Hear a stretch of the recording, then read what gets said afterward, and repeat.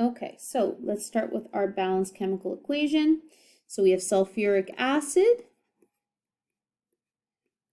reacting with potassium hydroxide. So we have a neutralization reaction here, right? Acid and a base. So we end up having water, liquid, and then K2SO4, which is an aqueous solution. Okay, then to balance, we need a 2 here, and we need a 2 in front of our water.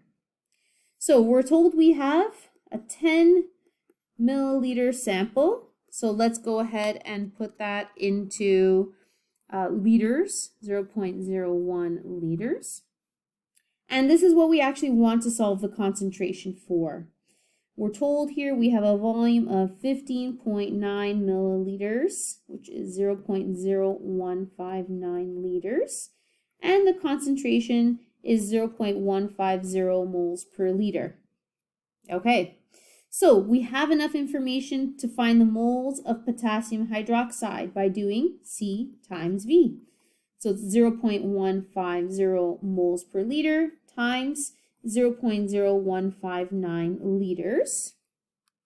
So 0.15 times 0.0159.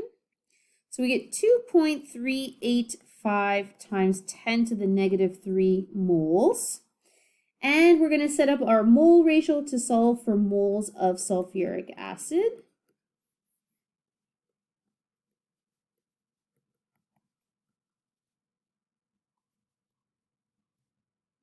So this is for potassium hydroxide.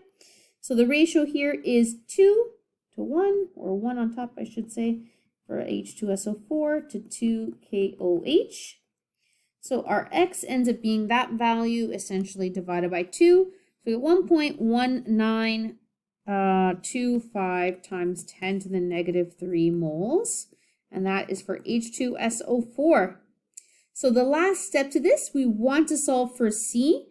So C is going to be equal to N over V. Okay, so we have our N value. We got that from our mole ratio. And our volume is 10 milliliters or 0.01 liters.